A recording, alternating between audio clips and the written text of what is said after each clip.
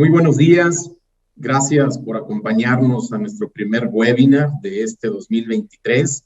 En esta ocasión platicaremos de las reglas del SAT, de la resolución miscelánea fiscal para 2023. Como ya es tradición en Garrido Licona, todos los años organizamos un webinar de la miscelánea fiscal donde damos a conocer los cambios más relevantes. Y bueno, en esta ocasión no es la excepción. Arrancamos con este webinar. Y en esta ocasión, pues nos acompañan expositores de lujo, especialistas en su materia. Por un lado tenemos a mi queridísimo amigo Miguel Medina, nuestro socio de la práctica fiscal en la oficina de Monterrey. Miguel, muy buenos días, ¿cómo estás? Hola, ¿qué tal? Buenos días, Adal. Buenos días, Paolo. Bueno, es el primer webinar que tenemos y bueno, aprovechamos desde luego para desearles que sea el 2023 un año de muchos éxitos, un año, creo que sin duda alguna, 2023 va a representar muchos retos para el mundo empresarial a nivel mundial, pero México tiene una particularidad muy importante, que es el tema del nearshoring, que desde luego nos va a traer pues la necesidad de poner mucha atención en el desarrollo y en el crecimiento de los negocios. Y las reglas, desde luego, pues van a ser parte importante en esto. Sin duda, Miguel. Y por otro lado, nos acompaña Paolo Espinosa, abogado de la práctica de litigio y controversia fiscal. Paolo, un gusto nuevamente que nos acompañes en estos webinars. ¿Cómo estás? Bien, afortunadamente, al contrario, un placer. Muchas gracias a ustedes, querido auditorio. Buen día, Adal, Miguel. Un webinar bastante interesante, como bien lo comenta Miguel. El panorama de México se lee distinto con la falta de una reforma fiscal, pero estoy seguro que los temas que traemos a colación van a ser de su interés y sobre todo los van a tomar en consideración para transitar durante estos 12 meses que nos quedan, que el año pasado se fue en un abrir y cerrar de ojos, como dicen, y 2023 no creo que sea la excepción. Sin duda, coincidimos contigo, mi estimado Paolo. Y pues bueno, ya comentábamos la miscelánea fiscal para 2023. Hay un antecedente, recordemos que en septiembre el Ejecutivo presenta su paquete económico, pues prácticamente no hubo reforma fiscal, no hubo cambios a la ley del impuesto sobre la renta, a la ley del impuesto al valor agregado, al código fiscal, a la ley del IEPS, no hubo cambios, no hay nuevos impuestos. Sin embargo, algo muy interesante es que conforme a la ley de ingresos para 2023, sí hay una meta de recaudación muy importante que se incrementa respecto de la de 2022. De ahí que si no hay nuevos impuestos, pues ¿de dónde va a venir esa fiscalización? Pues justo pues va a haber una mayor recaudación vía auditorías, ¿no? Que ese es como lo estamos visualizando y pues de ahí que en cuanto a los cambios que vemos en esta miscelánea, vamos a empezar con aquellas reglas que van encaminadas justo en esto, a más fiscalización. Por ahí, pues hay un cambio, como recordarán, en 2020 se establece una regla general antiabuso en el artículo 5A del Código Fiscal de la Federación, que en términos generales nos establece que, pues cuando hay una operación que carece de razón de negocios y genera beneficios económicos, el fisco nos puede recaracterizar esa operación para efectos fiscales. Fue una cláusula que pues generó mucha controversia, hay muchos temas que siguen abiertos, va a generar mucha inseguridad jurídica y bueno, aquí en la miscelánea vemos unos cambios en cuanto al órgano colegiado, que es el que precisamente nos va a calificar si hay una razón de negocios o no. Paolo, me gustaría darte entrada para que nos platiques de este cambio específico del órgano colegiado. ¿Qué cambios hay, estimado? Pues mira, creo que la calificación de ausencia de razón de negocios por la cláusula antielusión estaba supeditada a que se creara este comité. Y resulta que para 2023 ya sale una regla miscelánea con la creación de este órgano colegiado, que está compuesto por servidores públicos, tanto de la Secretaría de Hacienda como del Servicio de Administración Tributaria. Y en términos generales, se compone por distintos titulares, secretarios técnicos, jefes de las unidades administrativas del Servicio de Administración Tributaria, y ahora lo que establece esta regla es que por lo menos deben de estar 5 funcionarios reunidos en este comité para calificar si tu operación tiene o no razón de negocios. Y va a haber una votación por mayoría simple, es decir, con que más de la mitad voten que una operación tiene o no razón de negocios, esa es la resolución que debe de prevalecer a efecto de dártela a conocer en una auditoría. Y si hay un empate técnico, 50-50, entonces quien tiene el voto de calidad es el administrador general jurídico. ¿Por qué nombraron al administrador general jurídico? No lo sé, pero lo que me animo a pensar es que él o esa administración es la que va a decidir el caso en un medio de defensa. Entonces, va a tener que augurar qué tanto porcentaje de éxito van a determinar respecto de una calificación de razón de negocios.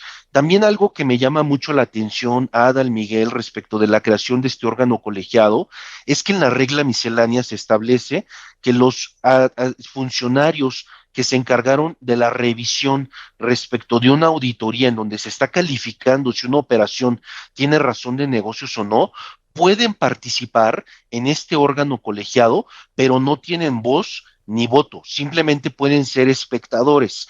Y aquí yo me pongo a pensar si van a participar, por ejemplo, los órganos revisores, por ejemplo, las administraciones desconcentradas, pero también van a entrar a esas reuniones técnicas o comités técnicos de este órgano colegiado, por ejemplo, la PRODECON, y los funcionarios de PRODECON si van a ser también testigos de la calificación de una operación, si va a tener o no razón de negocios. Habrá que esperar cómo va a operar este órgano colegiado, y las primeras resoluciones yo creo que las vamos a empezar a ver en 2023, precisamente por el alza en fiscalización que va a traer recaudación de por medio. Entonces vamos a estar y tenemos que estar muy atentos a estas resoluciones que emite este órgano colegiado para saber cuál va a ser esta tendencia precisamente de fiscalización, porque si un acto lo dotan de que no tiene razón de negocios, pues bueno, todos los que se le parezcan, en principio, tendrán que llevar esta misma suerte, Adal. Sí, gracias, Pablo. Que en cierta forma ya hemos visto esto, ya han cuestionado el tema de la razón de negocios en el pasado, el fisco, es un tema muy recurrente, lo cuestionan también desde la óptica de materialidad de la operación, y ya lo hemos visto así tal cual, ¿no? Lo que vemos ahora a partir de 2020 con la reforma fiscal y ahorita con los cambios en la miscelánea es de que pues este proceso ya se va a formalizar, como tú bien puntualizabas, ¿no? Va a haber un órgano colegiado que va a ser el encargado de calificar si tiene o no razón de negocios esa operación. Muy bien, Paulo. Pues bueno, hay otro tema también que ha generado bastante polémica. Muchas empresas se ocuparon, no todas, a hacer una revisión precisamente a partir del cierre del ejercicio fiscal en el tema de los FDIs y revisar porque pues ya no podemos cancelar los FDIs de ejercicios anteriores. Eso va a generar una problemática muy importante, bastante cuestionable este tema. Y Paolo, a ver si nos puedes platicar de esta problemática. Sí, fíjense que lo que pasó aquí es que recordemos que la regla se aparece en 2022 a nivel código, y entonces ahora los contribuyentes solo pueden cancelar CFDIs emitidos en el mismo ejercicio fiscal en el que los emitieron.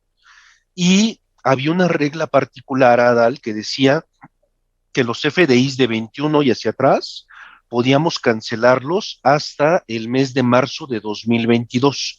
Y después esta regla miscelánea se amplió para decirle a los contribuyentes que los FDIs de 21 y hacia atrás podíamos cancelarlos durante todo el ejercicio de 2022. Ahora la regla miscelánea no dijo nada respecto de los FDIs de 21 y hacia atrás. Entonces, si tenemos FDIs contaminados normalmente porque están duplicados en 2023, ya no los vamos a poder cancelar.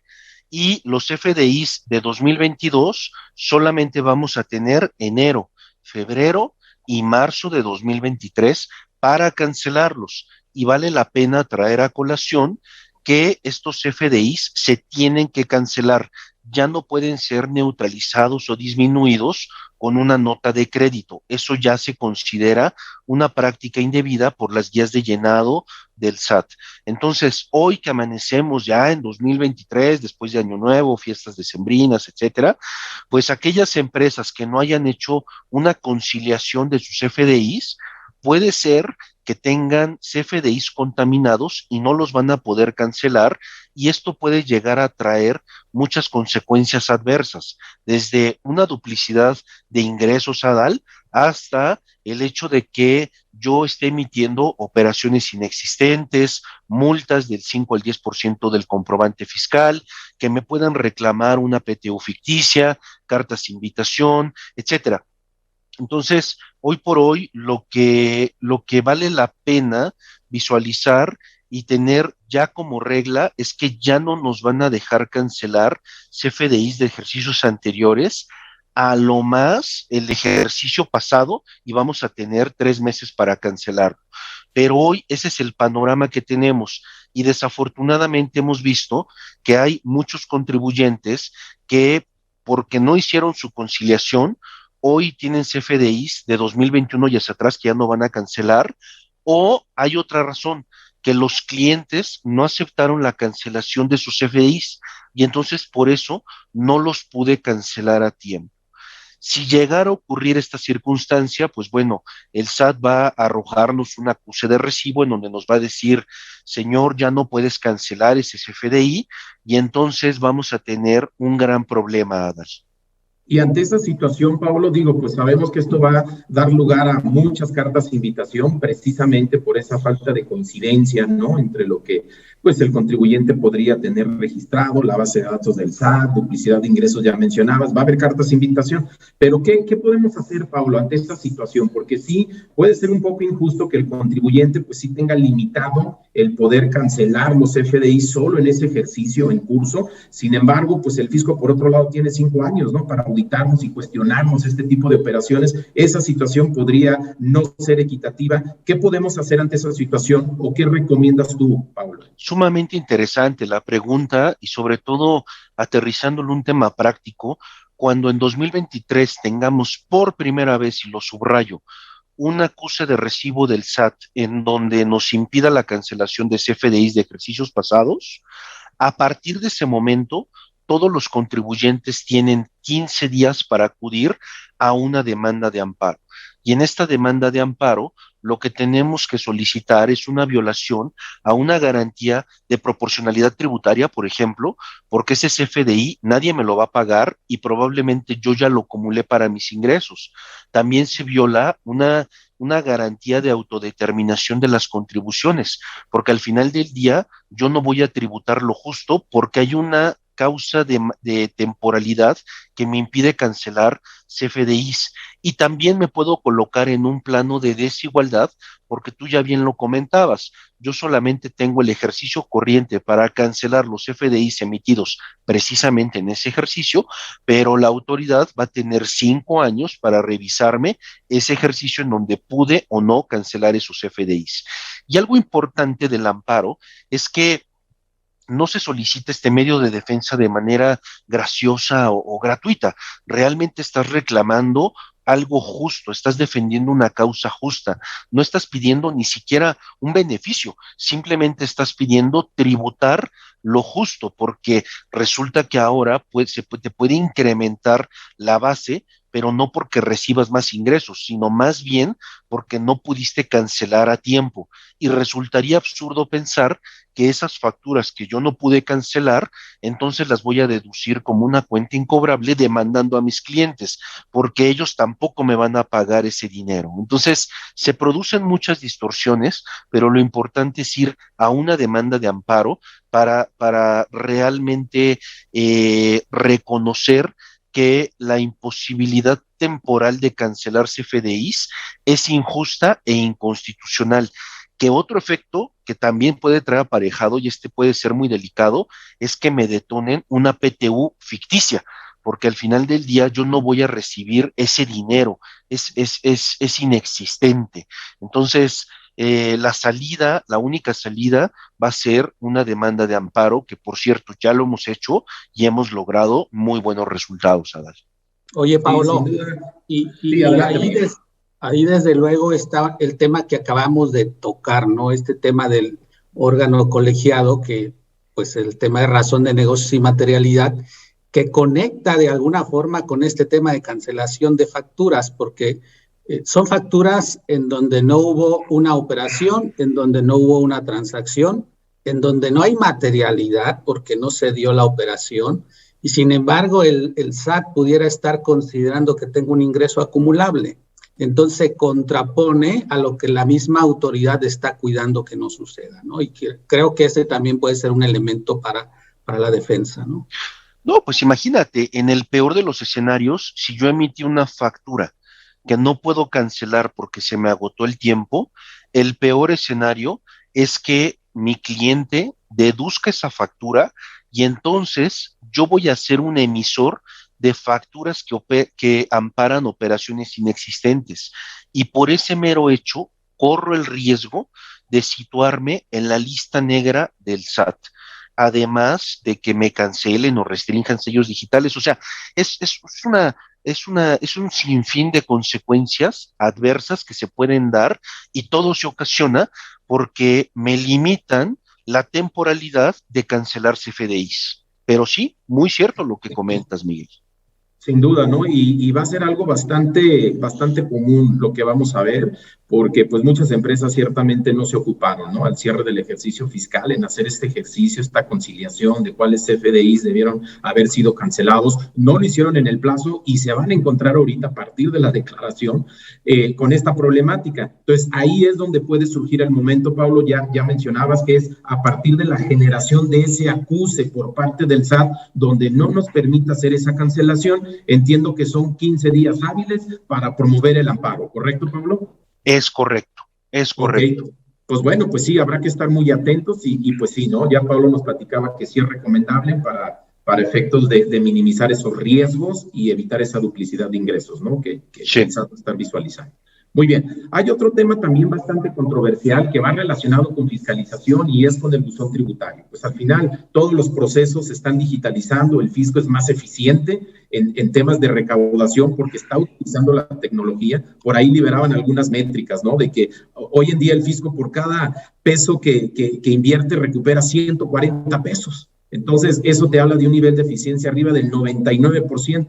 Con todos estos modelos de riesgo que ya está implementando el fisco, pues prácticamente cuando nos audita va a la segura, sabe que va a recaudar algo, ¿no? Entonces, justo esto se está llevando a cabo a través del medio de comunicación que es el buzón tributario, que cada vez cobra mayor relevancia y por tanto el no tenerlo habilitado o el no actualizar nuestros datos de contacto, pues sí genera sanciones muy importantes. Y aquí hubo cambios en esa parte, Miguel, si nos platicas. Sí, claro, desde luego. Sin duda, como bien lo señalas, Adal, es el medio de contacto más fehaciente que tiene y más directo que tiene la autoridad, pero se ha dado cuenta también la autoridad, desde luego, que hay muchos contribuyentes que todavía o no lo tienen habilitado o no tienen el medio de contacto en cuanto al correo electrónico o el número telefónico, que son los dos datos primordiales que requiere la autoridad. En este caso, si no has habilitado el buzón tributario y tienes obligación de hacerlo, o si no has actualizado tus datos, la sanción desde luego puede ser desde 3,000 hasta 9,000 pesos. La idea de la autoridad es que lo que va a hacer seguramente, y lo vamos a ver en 2023, va a haber una lluvia de multas por ahí que se van a dar y nos va a llegar no solamente la carta de invitación con las diferencias, sino la multa directamente porque no tenemos eso, ¿no? O incluso, pues los famosos embargos de pronto en donde se presenta el notificador con la multa y posteriormente llega el embargo, ¿no? Yo creo que sí va a llegar a esas instancias la autoridad y bueno, aquí hay que estar atentos a esto.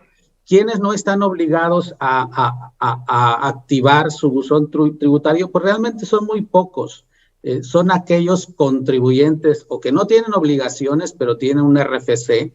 Recordemos que hace poco tiempo se dio el tema de que a los que cumplieran 18 años tenían que tramitar su RFC y todo el mundo se espantó y decía, oye, pues ya me quieres cobrar sin saber si tengo un ingreso o no tengo un ingreso. Bueno, ese tipo de contribuyentes o personas que tienen un RFC pero no tienen obligaciones, no tienen tampoco la obligación, me refiero a obligaciones fiscales porque no tienen ingresos, no tienen tampoco la obligación de activar su buzón, o aquellos que están en proceso, en suspensión de actividades, ¿no? O en baja de actividades.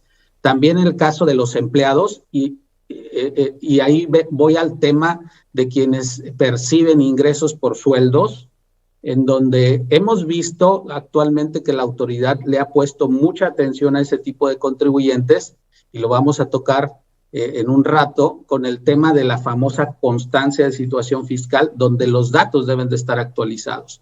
El empleado también, ese tipo de contribuyente, está obligado a tener su buzón tributario activado y actualizado en cuanto a los datos de contacto, excepto aquellos que perciban ingresos inferiores a 400,000 pesos, que son las personas físicas, empleados, que no tienen la obligación tampoco de presentar la declaración anual, porque el patrón es el que lo hace por su cuenta, ¿no?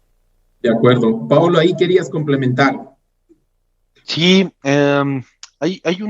hicieron una pregunta sumamente interesante, porque en materia de CFDIs de 2021, tienen una duda en el chat en donde dicen, oye, ¿hasta cuándo el SAT está emitiendo el acuse de imposibilidad de cancelación de CFDIs? Sabemos que hasta este momento de enero, todavía los contribuyentes siguen accesando al portal y el SAT les está permitiendo la cancelación de CFDIs de 2021 y hacia atrás. Técnicamente, esto ya no sería posible, porque ya no hay una regla miscelánea que establezca una ampliación del plazo. Y lo que puede ocurrir es que en cualquier momento dentro del portal se deshabilite esta alternativa o este beneficio, y entonces el SAT lo que va a empezar a enviar es un acuse en donde simplemente va a decir tu petición es extemporánea porque ya fue más allá del ejercicio fiscal de 2021, 19, 18, y entonces ya no puedes cancelar ese CFDI. Y creo que esto puede resultar relevante porque si el portal hoy nos está dejando cancelar CFDIs de 2021 y hacia atrás, técnicamente a lo que nos estamos exponiendo es que en cualquier momento el SAT llegue y determine una multa por el 5 hasta el 10% del monto del valor de cada comprobante fiscal. No quisiera pensar que lo están haciendo con esa finalidad, pero se está corriendo ese riesgo. Entonces, vale la pena, antes de realizar cancelación de CFDIs de 2021 o hacia atrás, hacer una conciliación, buscar asesoría y tratar de determinar las consecuencias de estos actos para transitar sobre un escenario que me permite establecer medios de defensa para evitar cualquier contingencia posible. Esa es la respuesta que yo les daría de lo que pusieron en sus dudas en el chat, que creo que está causando algo de efervescencia y no es para más, sobre todo por las consecuencias que se detonan por el límite de temporalidad de cancelación de CFDI, Sadal. De acuerdo. Y mira, por aquí hay otra pregunta, digo, está bastante fluido el chat con las preguntas que nos están haciendo. Hay otra pregunta, a ver, Miguel, si nos puedes ayudar. Nos señalan que, pues bueno, que hay clientes que no aceptan la cancelación directa en el SAT y como están ya precargadas esas facturas por parte del SAT, pues al final, pues se genera una nota de crédito, así lo plantean, ¿no? Si hay alguna forma, alguna manera de no generar tantas notas y que sea fácil de cancelar. Bueno, si es un tema de que no está aceptado por el cliente, recordemos primero que el cliente debe de rechazar la cancelación. Si no la rechaza, en automático procede después de 3 días, ¿no? Entonces, si de plano el cliente no la está rechazando y no tiene motivos reales para hacerlo, bueno, lo que procede en ese caso es una denuncia. Hay un sistema de denuncia ante el SAT en el cual tú le señalas que X cliente con X factura no te está permitiendo la cancelación cuando es realmente procedente. Tú le tienes que dar las pruebas, desde luego que es procedente, y el SAT se va a voltear con el contribuyente que no está aceptando esa cancelación para sancionarlo y que proceda dicha cancelación, ¿no? Va a haber muchos casos de estos, desde luego, porque así como hay temas controversiales en las relaciones de negocios que tienen todas las empresas, pues puede haber un tema en donde de pronto el cliente pudiera ser que o ya haya hecho deducible ese pago, esa factura, y no quiera que se cancele, aunque es procedente por cuestiones legales o fiscales, pero muchas veces la parte administrativa también es muy cerrada en algunos clientes. Entonces procede este tipo de denuncia, ¿no? No recomendamos definitivamente la emisión de notas de crédito porque ha sido un error desde siempre el emitir notas de crédito para cancelación y ahora es sancionable. ¿Por qué? Porque si tú emites una nota de crédito el día de hoy, desde la reforma de 2022, necesitas justificar que la nota de crédito corresponde realmente a un descuento, una bonificación o una devolución. Si es de otro tipo, y la tienes que probar que realmente es de eso, que tienes un programa de devoluciones o de descuentos o alguna cuestión de ese tipo. Si lo estás haciendo por ese motivo, te va a sancionar la autoridad y va a considerar que esa factura no está siendo cancelada, además, ¿no? Entonces vas a tener doble efecto o triple. Por un lado, un problema con tu cliente, por otro lado, una factura que no cancelaste y por otro lado, una sanción por emitir una nota de crédito incorrecta, ¿no? Sin duda, ¿no? Clara la posición de riesgo ahí con lo que tú comentas, ¿no? Si se hace de esta forma. Muy bien, pues bueno, ahora digo, puntualizamos ahí 3 reglas que van muy encaminadas a la fiscalización y sin embargo, hay otros temas, hay reglas que brillan por su ausencia. Y hay un tema bastante polémico que, pues como saben, en 2020 pues, se establece una limitante a la deducción de los intereses netos. Cuando excedan de ese 30% de la utilidad fiscal ajustada, pues ese excedente no es deducible. Y por ahí en el texto de ley se establecía que se iban a fijar ciertas reglas para hacer ese cálculo consolidado. Sin embargo, pues esas reglas a la fecha no las hemos visto. Por ahí incluso hubo algunos amparos que se promovieron hace un par de años, precisamente por esa omisión de las reglas. Ya hay algún criterio de la Suprema Corte, pero bueno, pues Paolo, te doy la palabra para que nos platiques un poco más de detalle, ¿no? De esto que yo ya como manera de contexto ya puse y qué implicaciones va a haber para los contribuyentes que no haya reglas para hacer ese cálculo consolidado de los intereses. En concreto, Adal, muchas gracias. El tema es que había una falta de regulación, porque lo que se estableció es que para el cálculo de los intereses netos, tratándose de grupos empresariales, estos grupos podían calcular toda esta limitante de forma consolidada. Y lo que establecía la ley es que iba a ser de forma consolidada de acuerdo a las reglas que emitiera el Servicio de Administración Tributaria a través de su regla miscelánea fiscal. Resulta que varios contribuyentes fueron al amparo para reclamar la omisión de reglas y decir es que yo como grupo no he podido calcular de forma consolidada esta limitante porque el SAT no ha emitido reglas, ha sido omiso. Resulta que la Corte emite jurisprudencia, ya está pendiente de salir, pero ya se resolvió, en donde dijo, la mecánica tú la tienes en ley, lo que va a emitir el SAT son reglas operativas, pero tú no estabas impedido para llevar el cálculo de manera consolidada.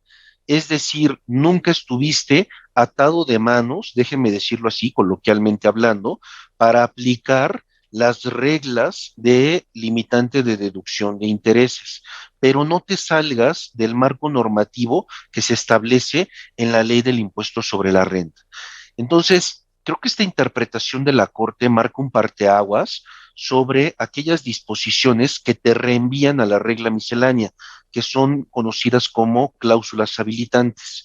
Y lo que comenzó a pasar es que muchos contribuyentes aplicaban la limitante de deducción de intereses acudiendo, por ejemplo, a las NIAs o a las NIFs, pero ya la Corte lo que dijo fue no, te tienes que centrar en lo que se establece en la ley del impuesto sobre la renta.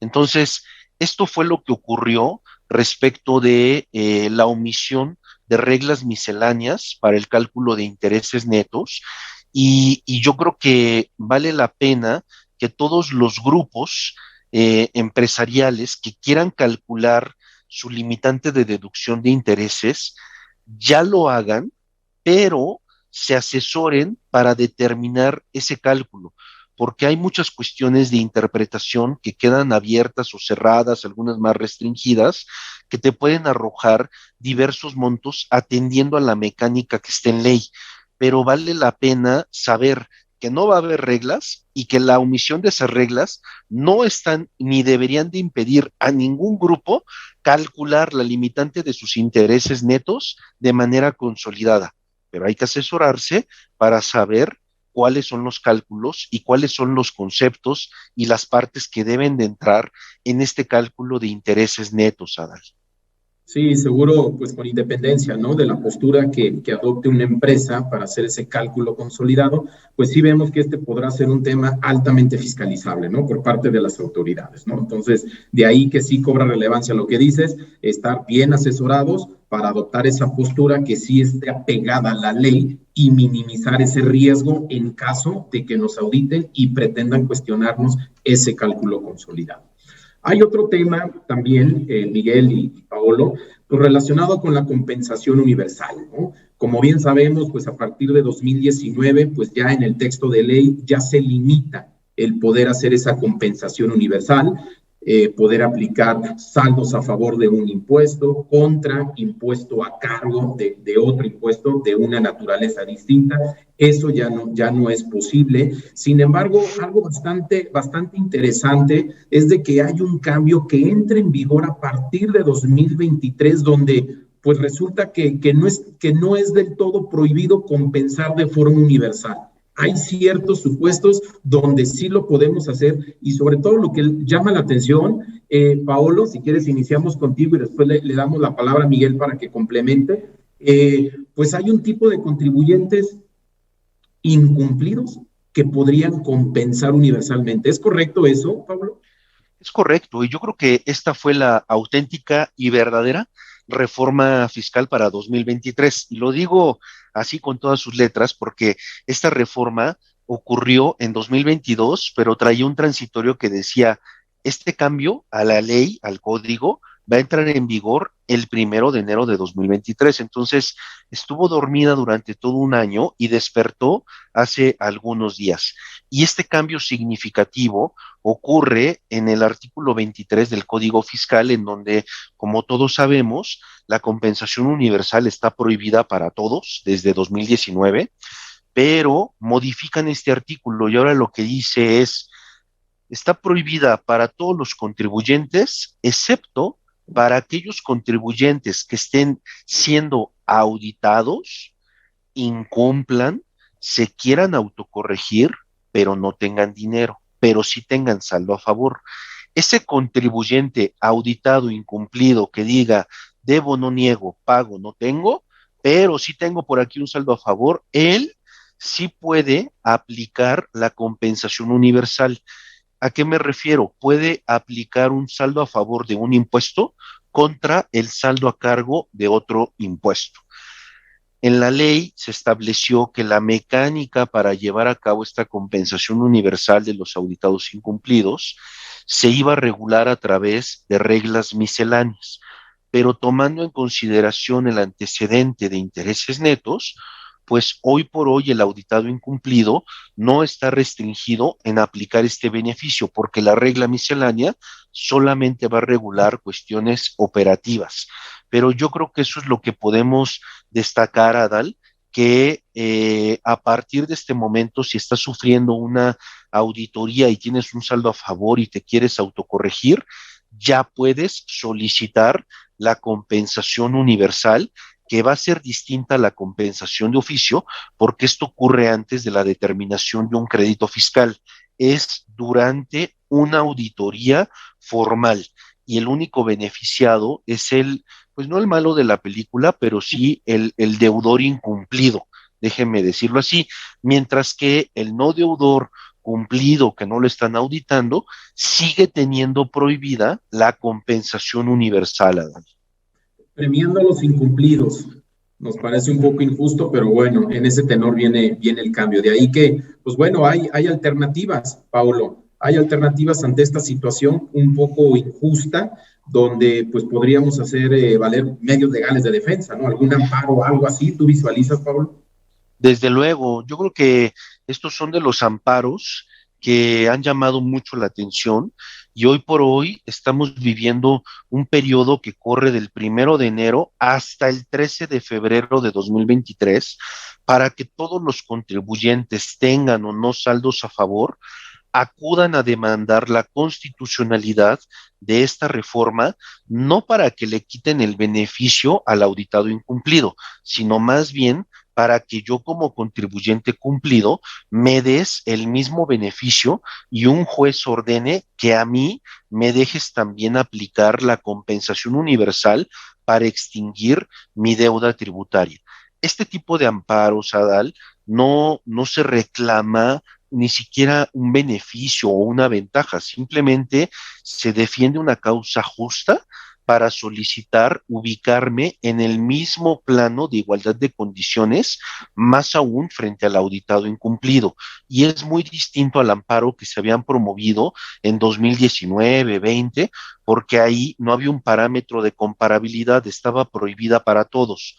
Hoy, que le permiten a un sector aplicar la compensación universal, todos los que estamos del otro lado de la moneda podemos reclamar el mismo trato a través de una demanda de amparo, para que yo también pueda aplicar esta compensación universal y sumarle este tributo a la empresa. Y digo que no estoy pidiendo un beneficio, porque realmente no me van a devolver impuestos, no voy a pagar menos impuestos, no voy a diferir el pago de una contribución, simplemente voy a pedir que extinga la deuda tributaria a través de la compensación universal, que técnicamente me la pueden revisar y me ubicaría en igualdad de condiciones que el auditado incumplido. Y el gran beneficio que tendría con esta manera de extinguir obligaciones tributarias es que ya no tendría que pagar impuestos e ir a la devolución del saldo a favor, que hoy, como sabemos, acceder a la devolución es cada vez más complicado, porque ya están preguntando por materialidad, sustancia económica, ya pueden preguntar por razón de negocios, ya hacen integraciones especiales, y todo ese efecto lo tendría aterrizado de manera inmediata y directa si busco en el amparo la permisión de la compensación universal para que pueda extinguirla en ese mismo acto.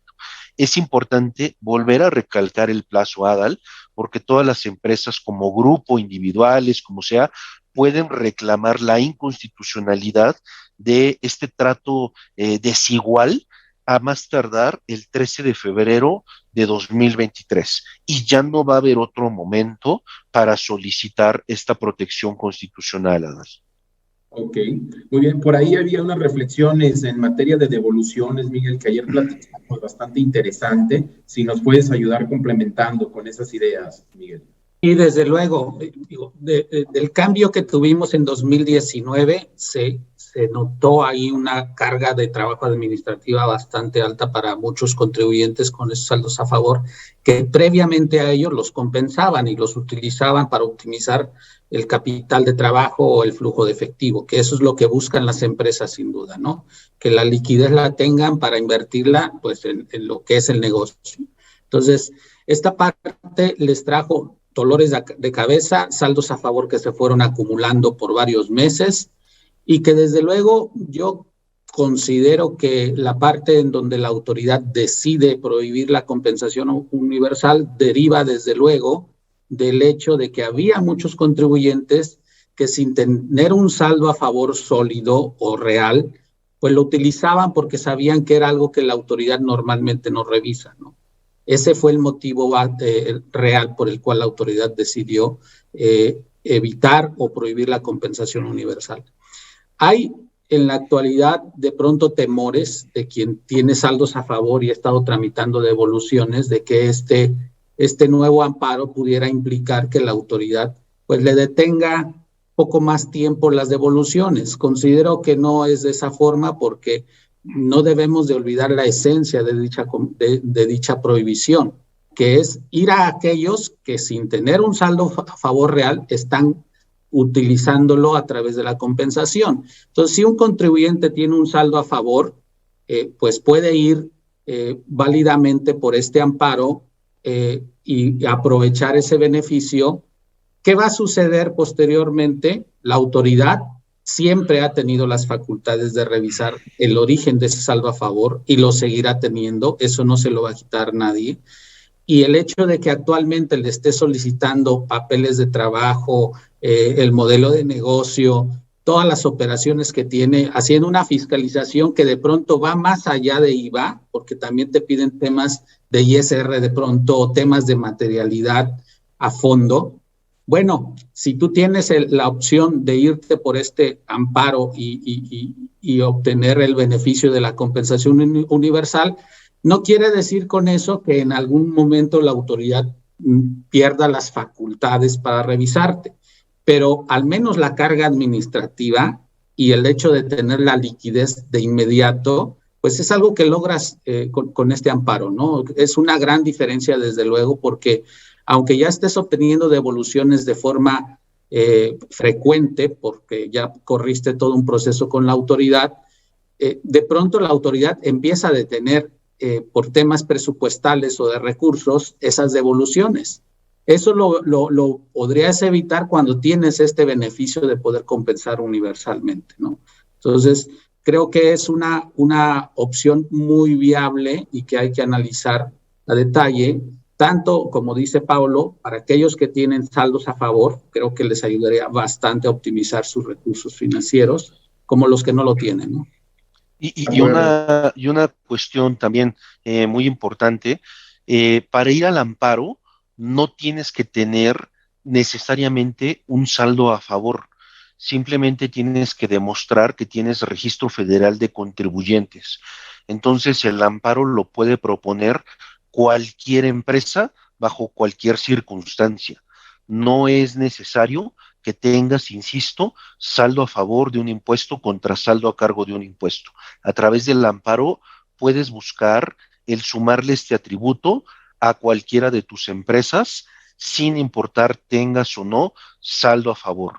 Lo comento porque creo que causó algo de efervescencia y escribieron en el chat que cuáles eran los requisitos, si no tenía saldo a favor, si sí, etcétera. Entonces no es necesario, y lo digo porque cuando se impugnó la prohibición de compensación universal en 2019, la Suprema Corte de Justicia de la Nación emitió una jurisprudencia y lo que dijo fue, si quieres venir a pelear esta prohibición, solo demuéstrame que tienes RFC. No tienes que demostrar que tengas saldo a favor. Con eso es más que suficiente, porque a tu esfera de derechos y obligaciones se sumó una prohibición y eso por sí mismo ya te afecta. Solo demuéstrame que tienes RFC. Sí, tocaste un tema muy interesante, Miguel, pues hay un temor por ciertas empresas, ¿no? De si recurrimos al amparo, si va a haber una represalia por parte del fisco, nos van a auditar, etcétera. En realidad, en la experiencia hemos visto que pues estos amparos, como saben, son masivos y no hemos visto como tal represalias que, pues como bien sabemos, pues el SAT no tiene todos los recursos humanos, materiales para poder auditar a los contribuyentes que van a los amparos, ¿no? Y creo que sí es válido comentar esto, porque pues como tal es un derecho que está haciendo valer el contribuyente, el derecho a protegernos, a evitar actos arbitrarios, ilegales por parte de las autoridades, y el amparo, pues ya lo apuntaba Paolo, ¿no? Lo que se busca es que se dé un trato equitativo entre ambos tipos de contribuyentes y que nos permita compensar de forma universal bajo estas premisas, ¿no? Por aquí digo, veo aquí en el chat bastante fluido, sigue habiendo preguntas en torno a los plazos, ¿no? Y pues bueno, ya nomás para cerrar este punto, pues en cuanto a los plazos, ya lo señalaba Paolo, hay que distinguir si es el amparo de la compensación universal, tenemos hasta el 13 de febrero para promoverlo, porque sería un amparo pues que se impugna con la entrada en vigor, ¿verdad?, de estas normas. Y en cuanto al amparo de la cancelación de los CFDIs, pues tenemos 15 días hábiles a partir de que se genera ese acuse por parte del SAT, que sería como tal nuestra afectación, lo cual detonaría el plazo de estos 15 días para presentar el amparo. Hay una pregunta aquí muy específica, Miguel, también que nos hacen, si aplican las mismas reglas para el caso de sustitución que de cancelación, lo que ya hemos platicado. Bueno, la sustitución es una cancelación al final del día. Hay 4 modalidades o métodos de cancelación que entraron en vigor en 2022. Uno es cuando tú cancelas porque hubo un error en la factura, pero no es un error de cliente, sino de producto o de algún otro detalle. Entonces, lo que haces en ese caso es cancelas una factura, emites una factura nueva, la sustituyes o la relacionas con la que vas a cancelar y posteriormente cancelas esa factura relacionándola con la que emitiste. Ese es el método 01, ¿no? Cuando tú tienes una factura con un error, quieres corregirlo, entonces haces una cancelación de una y sustituyes con otra. Otro tipo de sustitución que también es una cancelación es cuando te equivocaste de cliente, le facturaste a un RFC diferente, ¿sí? Entonces es una cancelación, pero no hay una sustitución porque no estás sustituyendo una factura, pero la operación, en ambos casos, la operación sí existió, ¿sí? No es un tema de que la operación no se llevó a cabo. En ese caso, lo que haces es emites con el método 02, generas una factura con el cliente correcto y relacionas a la factura que estás cancelando. La otra cancelación es una cancelación porque la operación no se llevó a cabo. Ese tipo de cancelación de la operación no se llevó a cabo es la que es más delicada, que soportar, que si no estaría en facturación global, ¿no? Llega un cliente, te pide una factura que ya metiste en tu factura global, una venta, un servicio, tienes que cancelar tu factura global para generar la factura del cliente que te la está solicitando.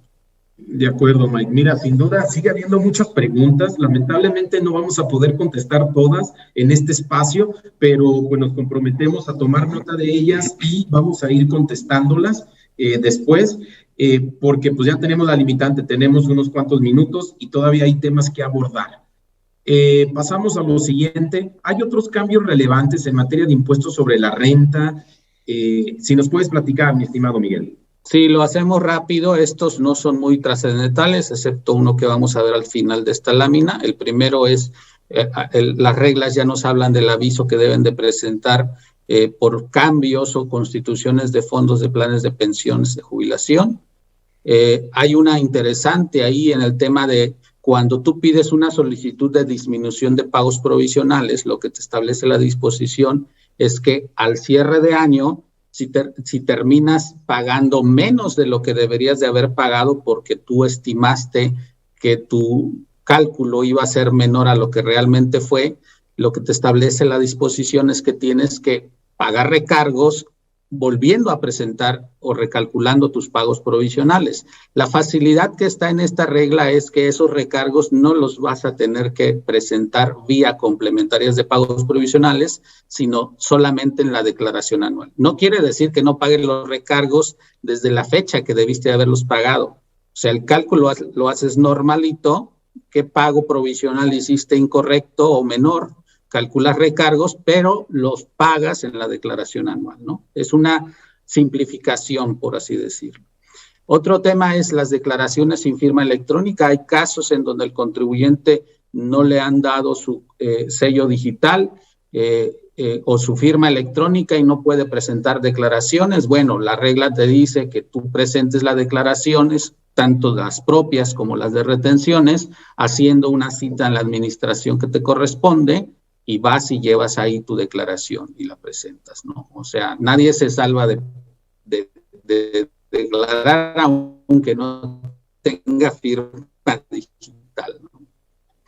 Operaciones con partes relacionadas cuando aquellas, alguna de las partes tenga ingresos menores a 13 millones de pesos. En ese caso no es obligación presentar esta declaración informativa. Y la última, que es, creo, algo que durante todo el año 2022 creó muchos problemas para algunos patrones, sobre todo aquellos con un volumen grande de empleados, el tema del CFDI 4.0 tiene campos de validación y en el caso del complemento de nómina, el campo, sobre todo el domicilio, específicamente del código postal o del nombre o del RFC, si no era el mismo que tenía el SAT en sus registros y tú tenías en tu base de datos de tu nómina un código postal diferente, pues resulta que no timbra con el CFDI 4.0 porque es un campo de validación que va y revisa si es el mismo dato que tiene el SAT. ¿Qué sucedió? Que los patrones le empezaron a pedir a sus empleados su constancia de situación fiscal y el empleado tenía que ir a tramitarla a las oficinas del SAT y no había citas, ¿no?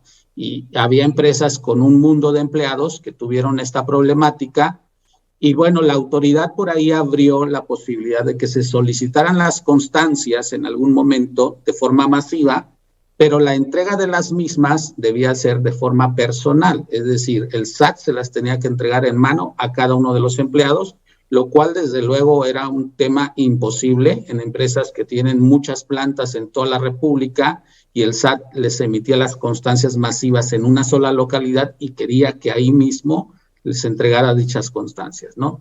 Esta regla permite que ahora puedas hacer una solicitud de los datos, no de las constancias, para poder timbrar correctamente tu complemento de nómina. Es por única ocasión, ese es un tema delicado, entonces hay que ponerse ahí las pilas para estar atentos al formato con el que se va a presentar esta solicitud, porque desde luego que la autoridad va a querer validar que se trate de empleadores reales, no apócrifos, y en ese tema pues hay que tener todo en orden, solicitar, tener esa información y en adelante, desde luego, establecer un proceso para que cada contratación nueva, pues vayas obteniendo en el día a día esos datos y evites ese tipo de problemas, ¿no? De acuerdo, Miguel. Y bueno, por último, un tema bastante trascendente, importante, relacionado con CFDIs y en específico con el complemento carta aporte. Miguel, pues se reitera la prórroga, tenemos hasta el 31 de julio para emitir estos complementos sin reunir todos los requisitos y no hay sanciones, ni multas, ni esa presunción de contrabando cuando incumplimos con estos requisitos.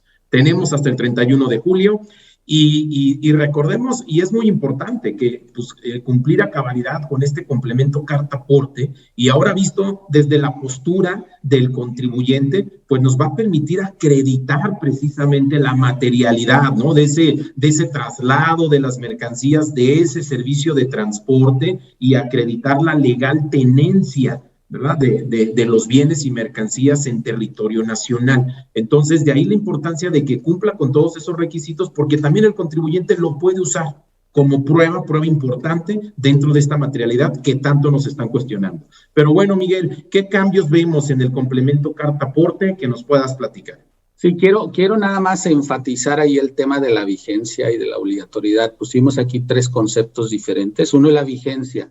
Es decir, ¿desde cuándo se puede empezar a emitir el complemento carta aporte? Desde el 1 de enero de 2021. ¿Desde cuándo es obligatorio emitir el complemento carta aporte? Desde el 1 de enero del año pasado, del 2022. Es decir, todos los transportistas debieran de haber empezado a emitir el complemento carta aporte desde el 1 de enero de 2022. Y la prórroga no es una prórroga para la emisión. La prórroga es una prórroga en cuanto al tema de las multas, si al emitir el complemento carta aporte hubo algún dato incorrecto en el mismo. Es decir, la autoridad no te puede sancionar todavía si al emitir el complemento pusiste un dato equivocado o erróneo, ¿no? Pero la obligación es desde el 1 de enero de 2022. A partir del 1 de agosto de 2023, sí va a poder la autoridad establecer sanciones porque los datos sean erróneos. Entonces, eso hay que dejarlo muy claro porque todavía hay confusión. Hay muchos contribuyentes transportistas que no han emitido el complemento carta aporte y bueno, desde luego dejan en un tema delicado a su usuario que no tiene un documento con el cual pueda deducir este pago que le está haciendo. ¿Por qué? Porque no tiene el complemento incorporado, ¿no? Además del tema que acabas de señalar, Adal, del tema de materialidad, que es una prueba pues de las más fieles en el tema de probar que la mercancía que se transportó existió, ¿no? Eso le da materialidad.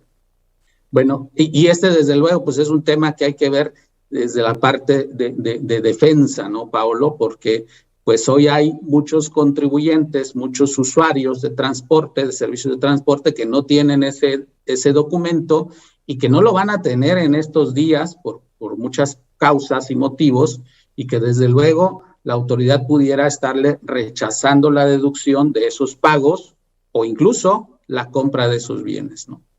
Es correcto. Digamos que en general todos los que tienen que emitir u obtener el complemento carta aporte pueden acudir a una demanda de amparo para atacar la inconstitucionalidad de esta obligación, que creo yo que llenar 180 campos, todavía hay confusiones, hay prórrogas, falta regulación, falta escindir las responsabilidades, y en lo que todo esto va tomando forma y va siendo definitivo, vale la pena acudir a reclamar la constitucionalidad, sí para atacar cuestiones de fondo, pero sobre todo para obtener una suspensión en el amparo.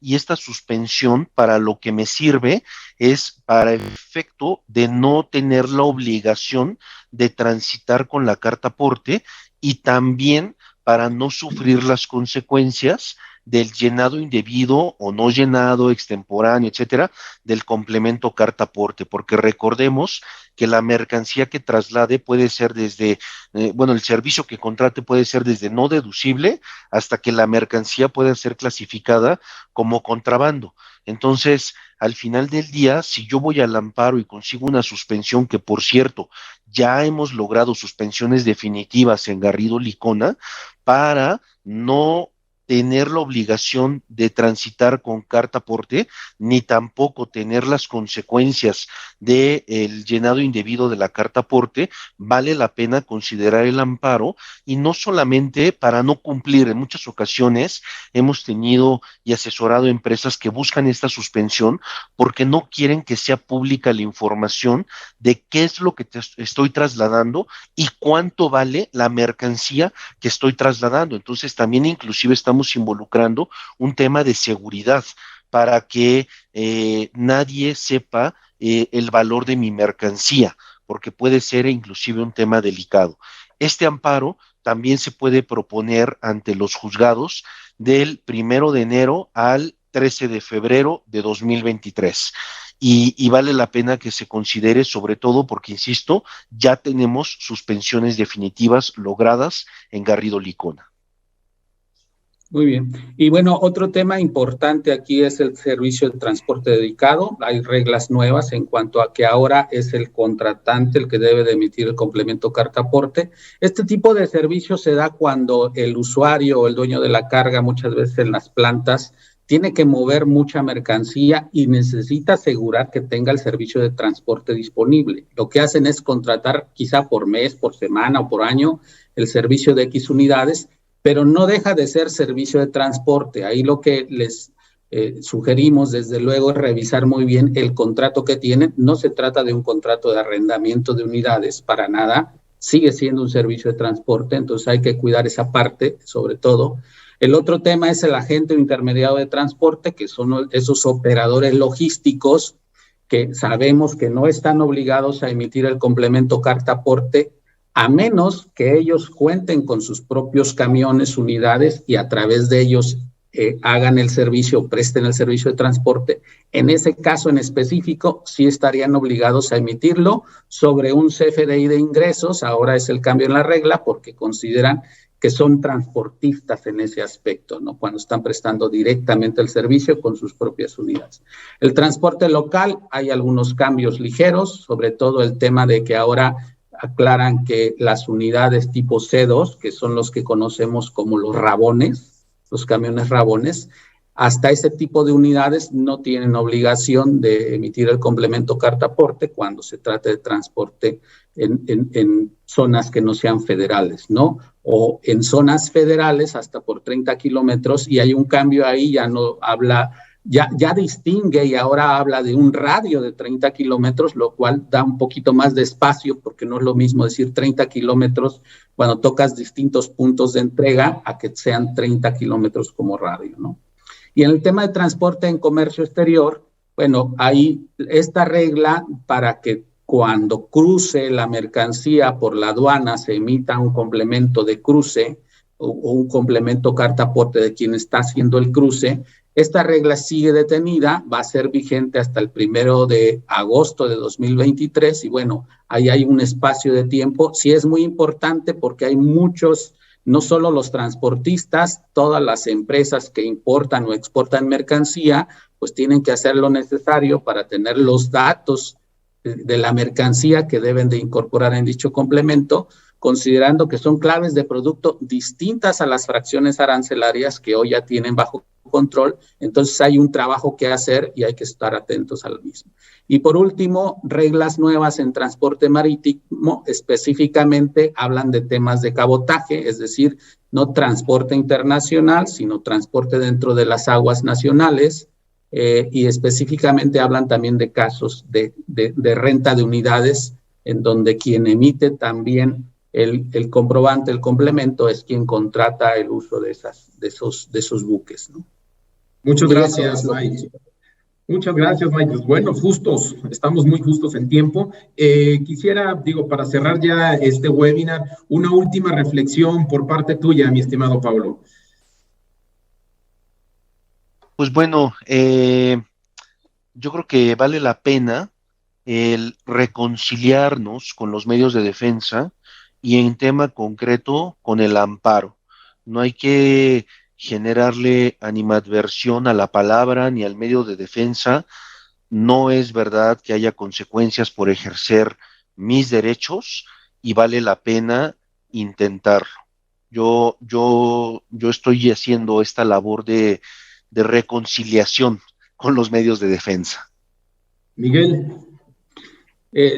Últimamente hemos hablado mucho de fiscalización digital porque es una realidad y creo que esta prórroga, al menos de 3 meses que tenemos ahorita en el tema del CFDI 4.0, en el periodo de convivencia, hay que aprovecharla. Veo que hay todavía muchas confusiones en temas de cancelación de facturas, de CFDI 4.0, de este tema de carta aporte. Entonces, hay que aprovechar el tiempo que nos queda, ya es poco, porque la fiscalización es efectivamente digital y algún error o diferencia que se genere por no operarla correctamente, el uso de las herramientas digitales, pues nos va a traer consecuencias que muchas veces no son incluso de litigio, ¿no? Sino son temas de forma que pues es mucho más difícil después solucionarlos, ¿no? Pues muchas gracias, Miguel, Paolo, por su tiempo, por acompañarnos. Bastante claras estas explicaciones. Creo que abordamos los temas más relevantes, más importantes de cambios en miscelánea fiscal. Y bueno, por último, habrá un próximo webinar este jueves, donde por ahí nos van a platicar del tema de los amparos con un mayor detalle, donde también pues estarás tú ahí presente, Paolo. Y pues bueno, gracias a la audiencia por conectarse y nos vemos en la próxima. Muchas gracias. Muchas gracias. Hasta luego. Hasta luego. Buen día.